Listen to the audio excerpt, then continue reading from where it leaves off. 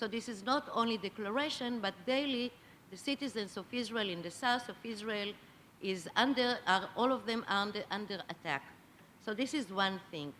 Besides, the Hamas is recognized by the international community as a terrorist organization and is outlawed in numerous countries. And this is really a fact that should be reminded all the time. Hamas is not partner to the peace process, cannot be a partner to the peace process, and Israel will not accept Hamas unless it will comply with all obligations and conditions that put forward by the international community. And I will mention three of them. One, Hamas should denounce terrorism, Hamas should recognize Israel, and comply with all agreements reached by Israel and the Palestinians previously. All these conditions were not fulfilled yet.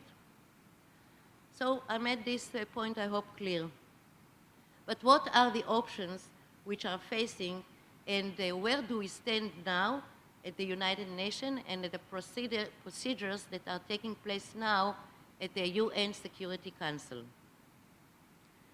Eventually, the process is still on, and we do not know what will be the outcome of the process. We do not know what will be the pattern of the resolution, or let's say the vote in the Security Council.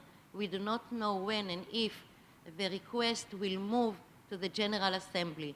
And I don't know to what extent people understand the difference between the two bodies. A legal status for any given state to be given as recognized state and full member at the UN should pass through the Security Council. Security Council is the first body to vote in order to accept a state as a member. However, what the Palestinians have done so far was not through the legal means to provide or to submit such a request.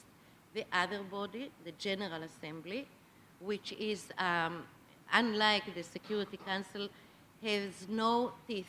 It is a declarative body, and even if we know that automatically the Palestinian will get the majority of favorite vote in the General Assembly, still it will be just a declarative recognition and declarative status that will be presented to the Palestinian, which means they will be recognized, and we don't know yet if this is the case, but they will be recognized as a non-member state in the United Nations in a status of observer, unlike the previous status that they used to have, which was an non-member entity at the United Nations. And there is a difference between the two of them. Later on, I will be able to eliminate the point if you have more questions. So having said that, I will go again and say that the request for the membership in the UN on the basis of June 4th, 67 borders with Jerusalem as its capital, submitted by Mahmoud Abbas, is being discussed now by the Security Council.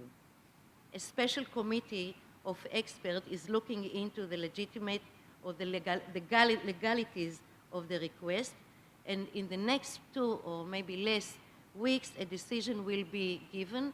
The evaluation of the experts will be submitted to the Security Council, and then I don't know yet if a vote will take place. Why? Because this time space that was given in the Security Council is for allowing the international community to be able and exert efforts to bring the two sides back to the resume the negotiations for the agreement, a peace agreement. Having said that, I will just mention that yes, this time slits that was given was well used by the quartet, and the quartet which is combined of the United States, the EU, the UN, and Russia. This is the quartet which was established in order to deal with the peace process in the Middle East. They came right after Abbas' speech at the UN. they came out with a proclamation, and they declared that they called for the resumption of the negotiation with no delay or with no preconditions, and they also gave a timetable for resuming the negotiation. And the declaration calls to reach a goal of a peace agreement by the end of 2012. Also, it calls for a timetable, or presented a timetable for the sides to fill proposals within the next 3 months, insist on substantive progress within 6 months, and a meeting between the parties in the next months.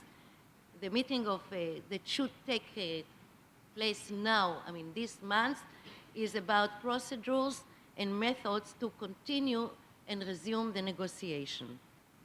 Israel has accepted immediately the offer by the quartet, and Israel is ready to resume immediately the talks.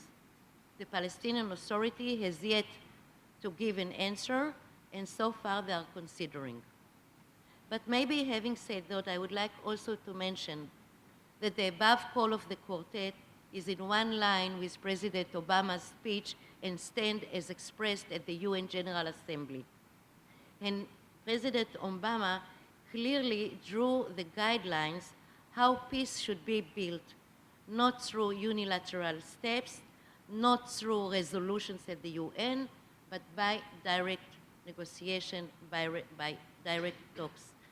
Later on, I will make one remark regarding what you said. Since I'm not in a position to represent the United States, I will just say that part of what you said is okay, I accept, part I do not. But as I said, this is not the issue today. The policies of the United States is not on the table. And I will conclude with few history facts. Mahmoud Abbas' UN initiative may have attracted widespread coverage of the media and brought again the Israeli-Palestinian conflict to the front stage and to the focus of international attention, which so far was given mainly to the storm in the Arab world. But I am not sure whether he did not miscalculate the sentiments of the international community, which favors the resumptions of peace negotiation. The important question still remains whether the Palestinians want to engage Israel with a serious peace process that will end the conflict and enable them to fulfill their legitimate aspirations for a state of their own. If this is the case and a peace agreement is to be reached, then core issues will be resolved and potential cracks in Israel's security will be sealed in a peace agreement before a Palestinian state is declared and not afterwards. Israel is prepared to make painful compromises as already it showed in the past.